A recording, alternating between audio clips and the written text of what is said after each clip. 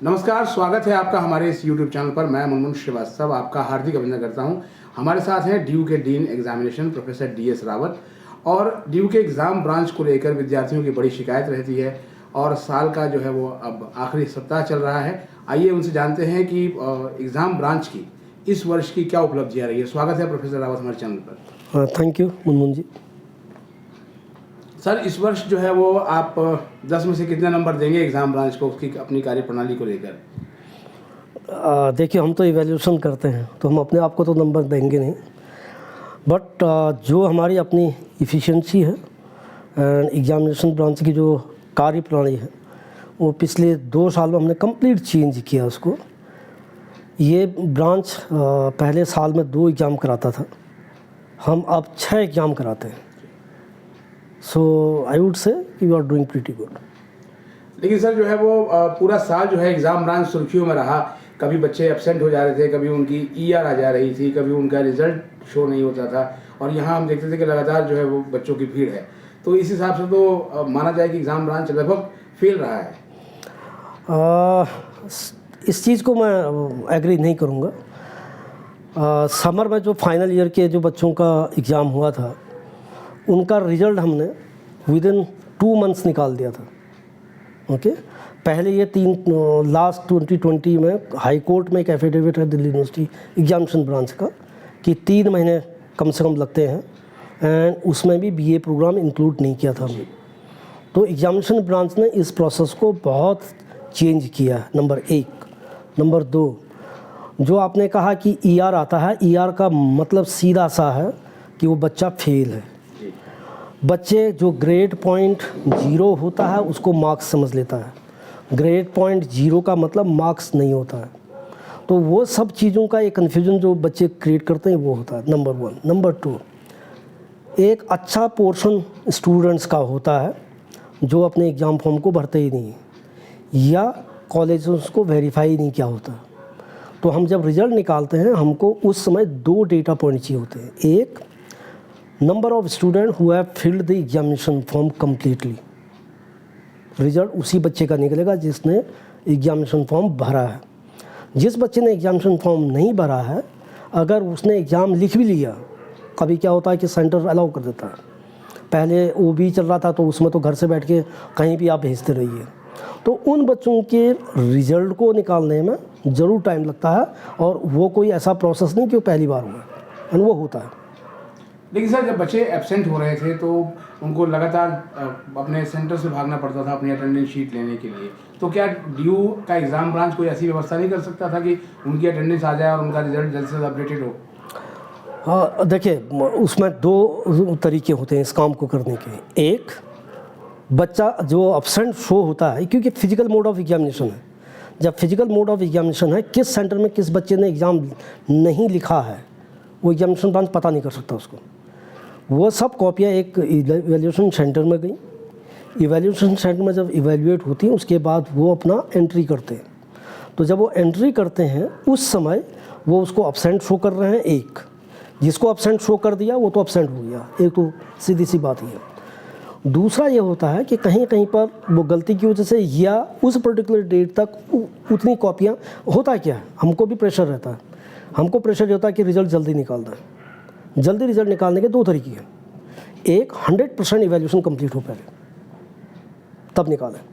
Now let us suppose कल को किसी बच्चों को कुछ एग्ज़ाम्स का या किसी फॉर्म का एडमिशन आगे का वो आ रहा है और 90-95% इवैल्यूएशन हो चुका है। So we try to declare the result. और जो 5% बच्चा बचा या 10% बच्चा बचा, उसके मार्क्स में 2 चीज़ें लिख सकते हैं। एक, रिजल्ट अवेटेड, जो 2021 में लिखना शुरू किया था मैंने। दूसरा, एब्सेंट। ये 2 टर्मिनोलॉजी हम लिख सकते हैं।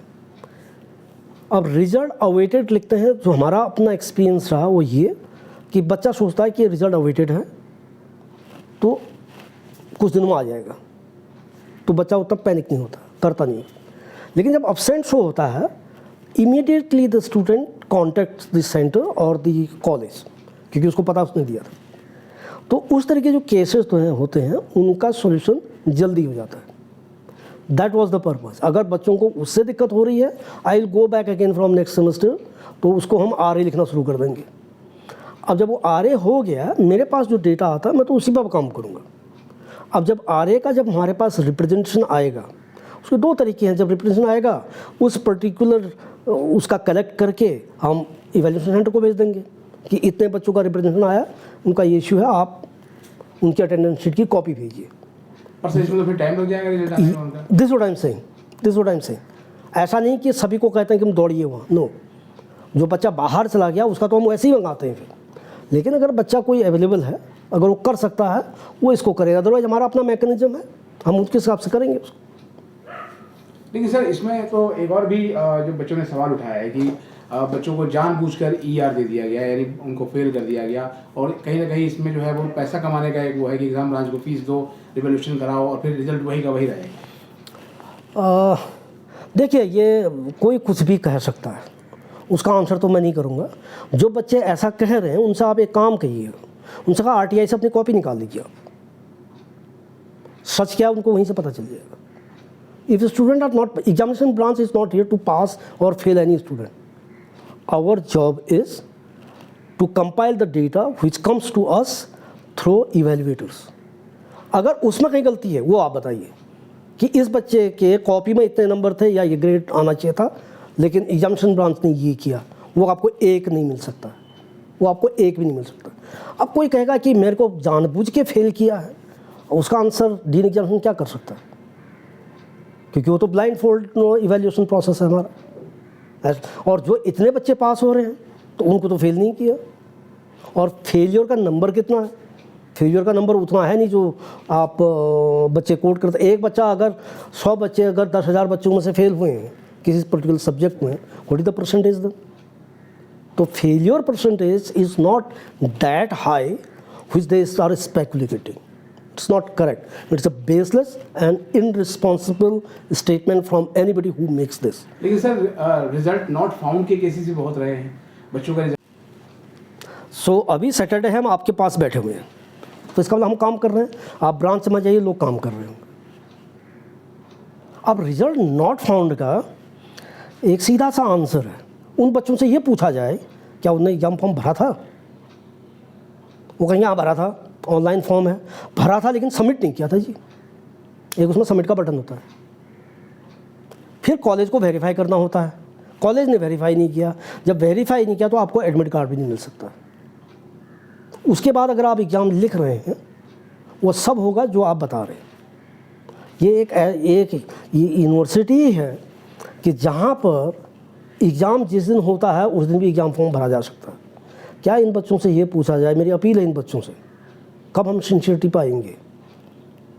एग्ज़ाम फॉर्म हम पहले की, इस बार मैंने एग्ज़ाम फॉर्म सितंबर में ऑन कर दिया था। 5th सेमेस्टर का जब एग्ज़ाम शुरू हुआ, जिस दिन एग्ज़ाम होना था उसके पहले दिन हमने उसको बंद किया। 3 दिन के बाद फिर पोर्टल खोलना पड़ा। अब हमको ये बता दीजिए ज़रा, क्वेश्चन पेपर मुझे कितने प्रिंट करने चाहिए उस पर्टिकुलर पेपर के? अगर 100-200 बच्चा और रजिस्टर हो गया, उनके क्वेश्चन पेपर कम हो गए तो हल्ला हो जाएगा। तो सेंटरों पे सर जो शिकायत होती थी कि क्वेश्चन पेपर कम आया, वो इसी वजह से यही है ना रीज़न, वो रीज़न है। फिर उनको फोटोकॉपी करना पड़ता है। नॉट ओनली दैट, कोई एक्स बच्चा वो पेपर भर देगा जो डेट शीट में ही नहीं। सो पहले हम खुद ही एजुकेट हो जाए। मेरी आज तक ये समझ में नहीं आया यहाँ पर 2 साल में कि इन बच्चों को मैं कैसे एजुकेट करूँ। क्या आपको एग्ज़ाम फॉर्म टाइमली भरना होता है, टाइम कितना चाहिए, वो मेरी समझ नहीं आया। इस बार तो मैंने सितंबर में ऑन कर दिया था। एंड अभी जब 3rd सेमेस्टर का एग्ज़ाम हुआ, उसके कुछ दिन अभी आज से शुरू हुआ है, और अभी फॉर्म फिर शुरू किए हमने। लेकिन जैसे आपने बात डेटा की कही, तो कुछ ऐसे केसेस भी सामने आए थे जो बच्चों ने पेपर जो दिया लेकिन रिजल्ट किसी और उसका आया, और फिर वो अपने रिजल्ट को ठीक कराने के लिए आपके पास जो है वो आते थे। हालांकि उनका रिजल्ट ठीक हुआ बाद में, पर उसमें कुछ हफ्तों का वक्त लगा। ये गड़बड़ी कहाँ से हुई सर? खासकर IDC के जो पेपर्स थे। नहीं, वो PG का। हाँ PG का। हाँ नहीं, PG का। IDC का क्या होता है, वो डिपार्टमेंट बना के देता है हमको। तो डिपार्टमेंट हमारे, वही तो मैं कह रहा हूँ, हम लोगों ने सिस्टम को ये कर रखा है कि आप ऑनलाइन भर के देंगे हमको। तो अगर IDC के पेपर में किसी डिपार्टमेंट ने पेपर गलत जगह में मार्क्स इंटर कर दिए, तो उसके लिए एग्जामिनेशन ब्रांच क्या करेगा? वो तो तभी पता। आईडीसी में प्रॉब्लम क्या है, बहुत सारे जगहों में बच्चों को भी नहीं पता कि कौन सा आईडीसी लिया था उसने, वो डिपार्टमेंट लेवल की प्रॉब्लम है। बट जब हमारे नोटिस में आता है उसको करेक्ट कराते हैं हम। लेकिन सर इसमें तो बच्चों की परेशानी बढ़ जाती है, खासतौर पर अगर हम सेकंड फेज के एग्जाम की बात करें तो सेकंड फेज में जैसे आपने ही कहा था कि 98% बच्चे जो है फर्स्ट फेज में ही एग्जाम लगभग दे चुके थे और बहुत थोड़ा सा नंबर था, पर उनके रिजल्ट आते थे बहुत टाइम लग गया और रिजल्ट आया भी तो बहुत डिस्क्रिपेंसी है सर उसके अंदर। नहीं, उसमें डिस्क्रिपेंसी कुछ नहीं है। उसमें ये है कि जो अपडेट, बहुत सारे रिजल्ट ऐसे हैं जो अपडेट हुए बच्चों को पता भी नहीं है। अभी 3 दिन पहले एक बच्चे ने मिनिस्ट्री तक को लिखा, immediately I contacted the staff कि बताइए इसका रिजल्ट क्यों नहीं निकला। उनने मार्कशीट डाउनलोड करके भेज दी, उनका 10 दिन पहले निकला था। मतलब 10 दिन पहले सर रिजल्ट निकल चुका, बट क्योंकि जब हम मार्कशीट जनरेट करते हैं उसमें डेट होती है, डिक्लेरेशन डेट, वो फिक्स होती है उसमें, उसको कोई कुछ नहीं कर सकता। और सर जो एलएलबी के जो रिजल्ट आए थे जिसमें यहाँ पे एग्जाम ब्रांच पे भी बच्चों ने ताला जड़ दिया था, वो ऐसे बच्चों क्या है, क्या वो भी जो है वो डेटा का इशू था या फिर उनकी गलती थी? देखिए, उसमें जो रिप्रेजेंटेशन था वो ये था 401 पेपर कोई उनका है, तो उन्होंने कहा उसमें बच्चे ज़्यादा फेल हो गए, दैट वाज वन। सेकंड, उन बच्चों ने शायद आरटीआई से कॉपी ली थी तो उसमें कॉपियों में डिस्क्रिपेंसीज मिली उनको, तो वो दूसरा पार्ट है। फर्स्ट पार्ट है कि ज़्यादा फेल हो गए, तो जब हम ज़्यादा फेल हो गए बोलते हैं तो हमारा रेफरेंस पॉइंट होता है एक, ओके। सो तो रेफरेंस पॉइंट क्या होना चाहिए? 2020-2021 के डेटा को मैं रेफरेंस पॉइंट नहीं मान सकता क्योंकि वो ओपन बुक एग्जाम था। मैंने जब इसको एनालाइज किया 2016 से 2019 का, उस पर्टिकुलर पेपर का परसेंटेज फेलियर स्टूडेंट्स का क्या था, वो 11 से 18% था। इस पर्टिकुलर ईयर में 17.2% ऐसा कुछ फेलियर था। सो अगर परसेंटेज के हिसाब से आप देखें, that was not that large, but since student demanded and law faculty agreed कि हम इनका रिविजिट करते हैं, तो टोटल 7,800 के आसपास बच्चे एग्जाम लिखे थे। Remember this data is important. 7,800 something student ने एग्ज़ाम लिखा, उसमें से 1160 ही बच्चों ने अप्लाई किया कि हमारा रिवेल्यूशन, तो परसेंटेज कितना हो गया? नंबर 1। नंबर 2, जब ये 11,060 ही बच्चों ने जब अप्लाई किया, एक बच्चे के 5 पेपर हैं, तो नंबर कितना हो गया? नंबर स्क्रिप्ट थाउजेंड्स में हो गई। रिजल्ट जो चेंज हुआ है वो 104 बच्चों का हुआ। सो 40%। अब जब मैं चेंज कर रहा हूँ तो चेंज में I don't have that data कि चेंज का मैग्नीट्यूड क्या है, 1 नंबर 2 नंबर है या 25-30 नंबर का डिफरेंस आ गया, राइट? 25-30 का डिफरेंस आ गया तो सिग्निफिकेंट होता है। Committee will look that, I have asked the law faculty give detailed report to us, right? But अगर 1-2 नंबर का चेंज है, 4 नंबर का चेंज है, 2-3 नंबर का चेंज है, वो सिग्निफिकेंट चेंज में नहीं आता। बट क्योंकि वो रीवैल्यूएशन हुआ है, जो रीवैल्यूएशन का जो हमको मार्क्स आए तो हमने वो अपडेट कर दिया, 104 बच्चों का चेंज आया उसमें बहुत ज़्यादा चेंज नहीं है। इसमें सर एक और बड़ी समस्या जो है वो रही एग्ज़ाम ब्रांच के साथ स्टूडेंट्स की, कि उनका ये कहना था कि एग्ज़ाम ब्रांच जो है वो जानबूझकर बच्चों को फेल करता है, रिवैल्यूएशन का रिजल्ट समय पर नहीं देता, 45 दिन रिवैल्यूएशन का टाइम होता है फिर भी रिजल्ट नहीं आते हैं और रिजल्ट बाद में वही रहता है जब रिवैल्यूएशन रिजल्ट आता है। तो देखिए ऐसा है, वो कहते हैं ना सावन के अंधे को हराई दिखाई देता है। I feel sorry about this statement. जो इस तरह के स्टेटमेंट देते हैं वो हाईली इनरिस्पॉन्सिबल होते हैं, कोई चीज़ स्टेक बनी होती है उनकी, इसलिए वो स्टेटमेंट दे देते हैं। उनसे ये पूछा जाए पहले, अगर आप ये करें ना आपको जानबूझ के फेल किया जाता है, आप अपनी कॉपी को आरटीआई से ले लीजिए, चेक कर लीजिए आपको फेल किया कि पास किया। एग्जामिनेशन ब्रांच 2.5 लाख बच्चों का एग्ज़ाम कराता है, राइट? हम कॉपी को नहीं देखते। जब 10,000 बच्चों का डेटा आता है हम उस डेटा को पढ़ नहीं सकते, ठीक है ना? वो एक ऑटोमेटिक प्रोसेस है। अगर कोई बच्चा ये दिखा दे हमको कि उसके इतने मार्क्स थे, उसको फेल किया गया है, देन विल टेक। बट जो हाउ में बातें होती हैं उसका कोई आंसर नहीं होता, कोई सर पैर नहीं होता है, नंबर 1। नंबर 2, ईआर का मतलब जैसे मैंने पहले बोला था फेल होता है। Revaluation, yes we have a timeline of 45 days। Please remember, everybody need to remember that rule is meant when we used to conduct examination for twice in a year.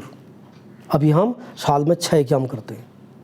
आज हमारे सब टीचर क्लासेस भी ले रहे हैं और evaluation भी करते हैं। सो सिस्टम जिस तरीके से चल सकता है, जितना मैक्सिमम कर सकता है उतना कर रहा है। अब अगर किसी को आज कर दिया कल ये चाहिए, वो पॉसिबल नहीं है, वो पॉसिबल नहीं है। ये वही ब्रांच है जिसने 4 साल का डिग्री का बैकलॉग को ख़त्म किया उस समय जिसमें सब लोग घर में थे। ये वही एग्जामिनेशन ब्रांच है जिसने हिस्ट्री में पहली बार, आप किसी एक यूनिवर्सिटी का नाम ले लीजिए जो टाइमली एग्ज़ाम करा पाया कंट्री में। हमने टाइमली एग्ज़ाम कराया कोविड के समय। हमने सेकंड फेज़ का एग्ज़ाम का ऑप्शन भी दिया। ऐसा नहीं है सभी बच्चों का रिजल्ट डिले ही हो गया था। There are number of student who result were declare on time. 2023 के लिए सर एग्ज़ाम ब्रांच का क्या टारगेट है? अभी हम 2-3 एक्चुअली प्रॉब्लम क्या है कि लोग सोचते हैं कि एग्ज़ाम ब्रांच का काम सिर्फ एग्ज़ाम कंडक्ट कर रिजल्ट निकालना है, इतना ही है। बहुत और काम भी होते हैं। PhD thesis submission last year हमने रिकॉर्ड बनाया था। 802 पीएचडी इन ईयर किया था, हिस्ट्री में पहली बार ऐसा हुआ। अब थीसिस सबमिशन का पूरा प्रोसेस ऑनलाइन होने जा रहा है, कंप्लीट प्रोसेस, जिसमें बच्चा अपनी थीसिस के इवैल्यूएशन प्रोसेस के स्टेप्स को भी देख पाएगा कि किस स्टेज पे है। अभी तक बच्चों को पता ही नहीं चलता था, डिले हो गया तो डिले हो गया। तो उस सब को ख़त्म कर रहे हैं। यस, द प्रॉब्लम चैलेंजेस ज़्यादा हैं हमारे लिए। अभी तक क्या हो रहा था, हम पिछले साल क्या किए थे, हमने 3rd एंड 5th सेमेस्टर का एग्ज़ाम एक साथ कराया। अभी इस बार क्या हो गया, 5th सेमेस्टर के एग्ज़ाम ख़त्म हो गए, अब 3rd का शुरू हो रहा है। नेक्स्ट सेमेस्टर में क्या होने जा रहा है, नेक्स्ट सेमेस्टर में अंडर ग्रेड का 1st सेमेस्टर, पीजी का 1st सेमेस्टर के एग्ज़ाम अलग अलग हो जाएंगे। So what you expect? In 2 exam कराने पड़ेंगे। वो एग्जामिनेशन ब्रांच का फॉल्ट थोड़ी ना है, सिस्टम को। एडमिशन इतने डिले हो गए, वो एग्जामिनेशन ब्रांच थोड़ी नहीं देखता उसको रिजल्ट भी डिले होगा। ऑब्वियस है ना, ऑब्वियस है। हाउ कैन वी, लेकिन जब हम डिले कह रहे हैं उसको भी देखना पड़ेगा। डिले ऐसा नहीं है, 2020 में जब मैं आया था उस समय 3 महीने था टारगेट, अब हम उसको 3 को 2 तक ले आए। आपको भाई 1 महीने में रिजल्ट निकाल दो। वैसे हमने 2021 का जो पूरा अंडर ग्रेड का रिजल्ट 28 डेज में भी निकाला था, जब कोविड में सब लोग घर में थे, उस समय भी निकाला था। But yes, our system is also highly stressed now because of all those reasons. Convocation की सर कैसी तैयारी चल रही है? हाँ, अभी दूसरा प्रॉब्लम हमारा कॉन्वोकेशन शुरू होगा। अभी 25 फरवरी को कॉन्वोकेशन है, उसकी तैयारियाँ शुरू हैं। इस बार president of India will be the chief guest, उसकी तैयारी कर रहे हैं। इस बार कॉन्वोकेशन की ड्रेस चेंज हो रही है, जो ट्रेडिशनल ड्रेस थी उसको चेंज कर रहे हैं, उसमें चेंज है, और उसमें भी काम चल रहा है, उसमें भी काम चल रहा है। यानी चुनौतियाँ बहुत हैं सर। हाँ, चुनौतियाँ इसलिए ज़्यादा आ गई because of the semester mismatch. अगर ये साल में 2 वाला जो पहले ट्रेडिशनल सिस्टम चल रहा था हमारा, वो होता, हम बहुत सारे प्रॉब्लम्स को सॉल्व कर चुके होते। बट क्योंकि हमारे पास क्या हो रहा है कि हर सेमेस्टर में एक नया सिस्टम आ जाता है, तो उसकी वजह से प्रॉब्लम्स रहती हैं। बहुत बहुत शुभकामनाएं सर Thank आपको आगामी जो कन्वोकेशन की तैयारी चल रही है, और फिर हम उस पर बाद में बात करेंगे। आपका बहुत बहुत धन्यवाद हमें समय देने के लिए। Thank you.